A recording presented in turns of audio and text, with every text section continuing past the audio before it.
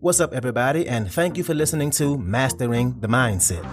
My name is Dariusdotch, and I'm an actor, hip-hop artist, and fitness and life coach. And I'm here to personally help you train and improve your mindset so that you can, 1, become the best version of yourself mentally, and 2, gain focus and motivation to be able to take action and achieve the success in life that you want and deserve. Before we get started, please like and subscribe to my channel, and at the end of this episode, if you liked it, please share it with a friend or loved one or someone who would benefit from hearing this message.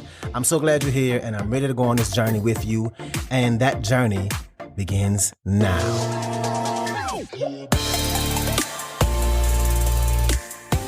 All right, welcome back. So today we are going to talk about some of the problems that come with self-development. And I've only been doing it for what I would consider a short amount of time. I think about 2 years. And I've been working on myself and learning what I can about how the brain affects us and just trying to understand how we limit ourselves most of the times. And one of the most common things I found, and it's something that holds people back in their personal development, is that people want to be at their destination, at that place where everything is perfect. They wait and wonder when it'll all be perfect for them. When will all my problems go away? When will I finally be perfect? When will I finally get there? Whatever there means for them. And they put themselves through extra stress and extra anxiety because they have become aware of what they need to work on. And as they're working on it and making those efforts to get better, to better themselves and doing the work, those areas keep popping back up for them. They see it more often now. They become aware of the things that are holding them back, and they know they're working on it. But damn, I just want it to be done already. I'm ready for it to be done with this. I'm ready to be better and be done working on this. And I experienced this my damn self. I become aware of something I should work on. Maybe it's a thought pattern I have that's not conducive to what I want to do. And I work on it, and I'm aware of it now. I make a conscious effort to get better at it. And I do get better at it, and I feel much better now. And that problem is kind of way in the back of my mind. And then maybe 3 months, 6 months down the road, that problem pops right back up for me again. And I'm like, damn it, here goes the same damn problem again. And that way of thinking I thought I was done with is right back in my head. And I think to myself, damn, man, what's wrong with you? I thought we was done with this. You ever find yourself in that situation?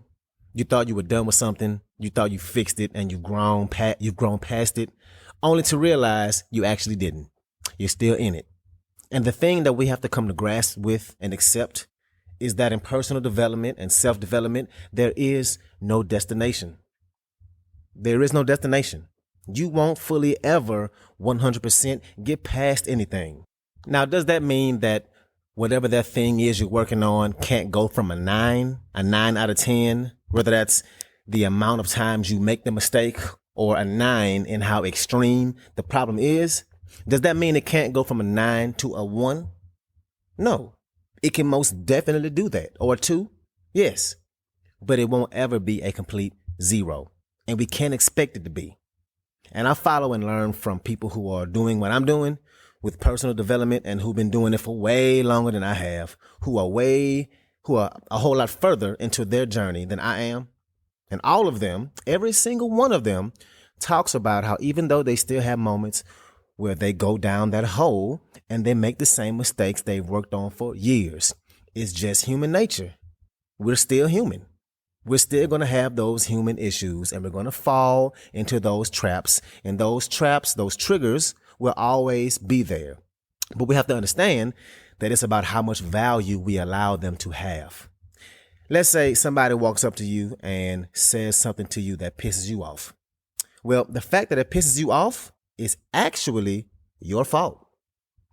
How the hell is that your fault? Well, it's your fault because of the amount of value you allowed that comment to have on you. It's the way you receive the information and perceive it and attach it to yourself. Like Eleanor Roosevelt said, no one can make you feel inferior without your consent. You're consenting to feeling that way. If that person would have walked up to you and said the exact same thing, but said it in a funny clown voice and they were drunk as hell, it probably wouldn't affect you the same way. Your level of consent would be way lower in that circumstance, even though it's the same words. So it's not the actual words that are the issue, it's our reaction to them. And that's a big part of personal development, controlling whatever those triggers are.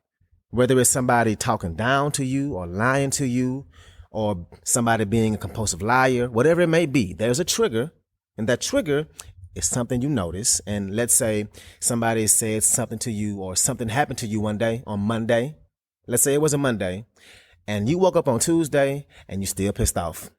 And you're like, God damn it, they really pissed me off. I can't believe they said that.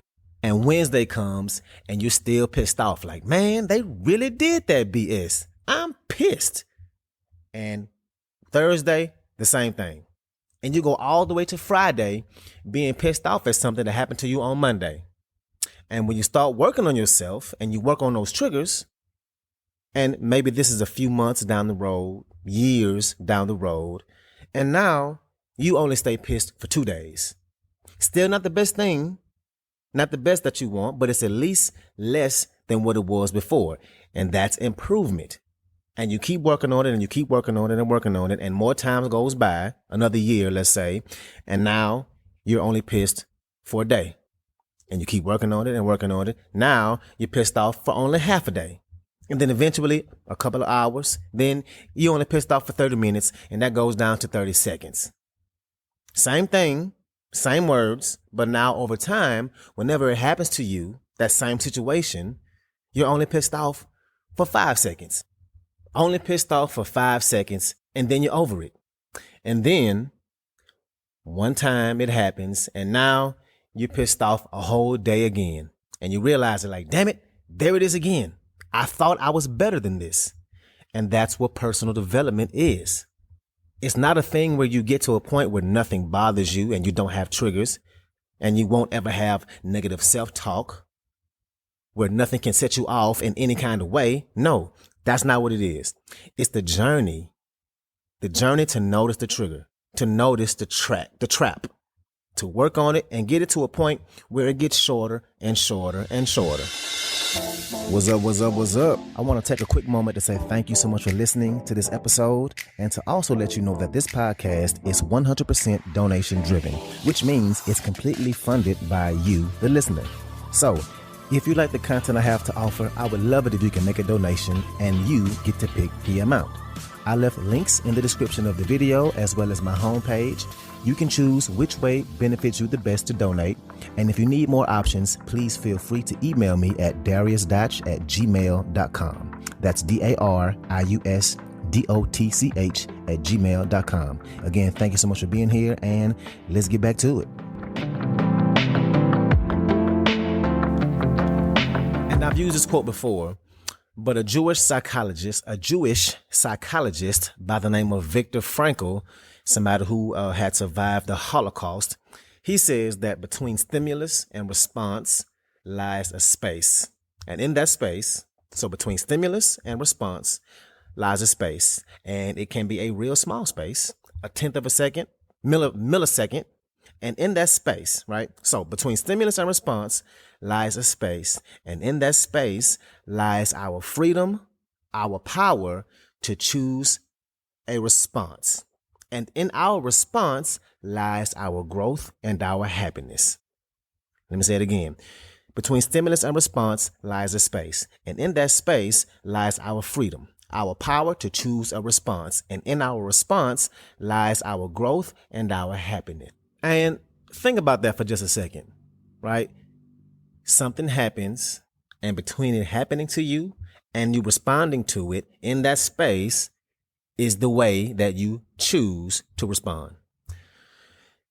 Shifting gears now. So have you ever been working on something and you're working towards getting past something or working towards being done with something? Have you ever noticed that you lose a little bit of happiness when you say to yourself, I'm not quite there yet, or I'm not done yet. I'm still working on this. That makes you less happy. You're not quite as satisfied with the progress you've made. It takes some joy away. And what we need to be doing is getting rid of that thought process of something having to be completely accomplished or 100% fixed for us to have happiness about it.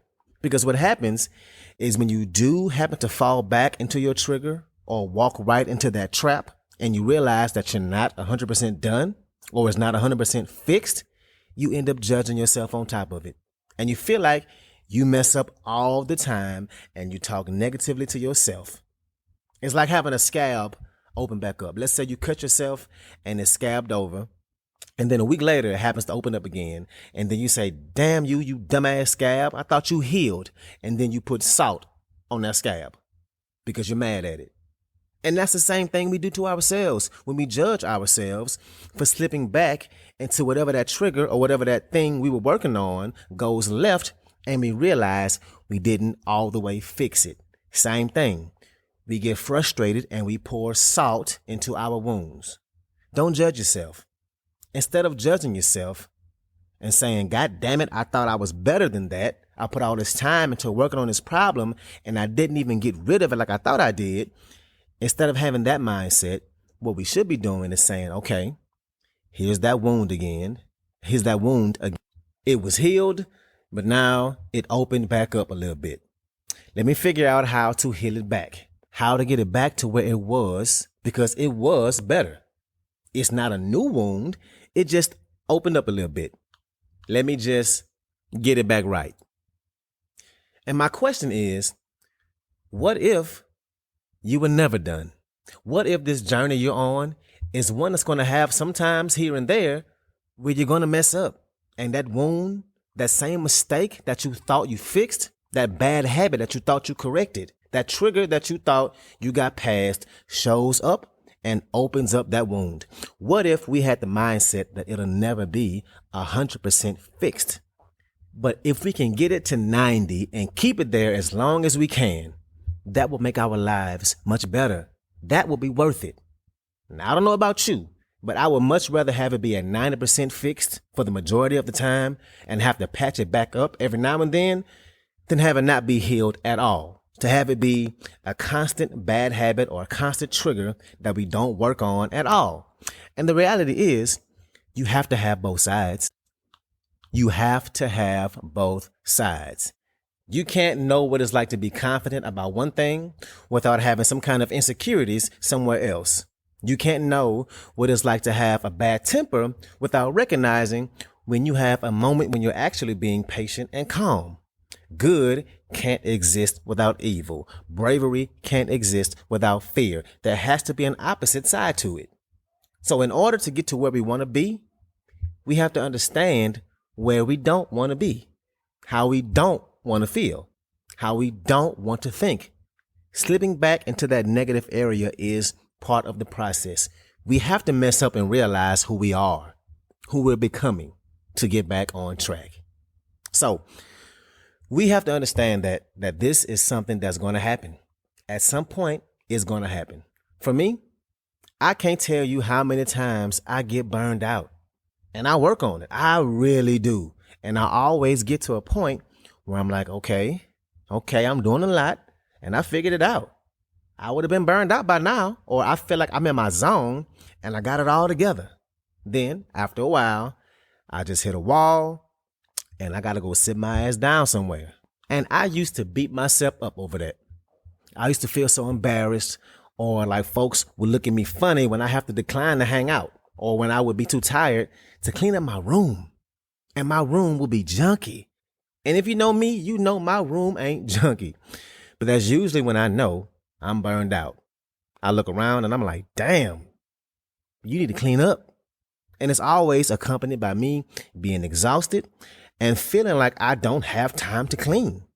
My point is that we need to get to the point where we accept that this is all part of the journey, that as you work on and get better at certain things, eventually it's going to open back up like a wound, and you're going to need to repair it. You're going to have those setbacks. And I feel like I'm saying that all the time, but it's true. Setbacks are going to happen, but you have to give yourself grace, because the fact is it's called a setback. A setback, which means you were moving forward. And that's the part we have to remember. You're making progress. And this is a never-ending journey. Make sure you stay at 90% as long as you can. Life is going to be much more fulfilling that way. So that's what I got for you today. If you like this episode, please share it with somebody that can benefit from this, somebody who is a friend or a family member, somebody who has goals and is trying to improve their lives. So thank you again, and let's get it in.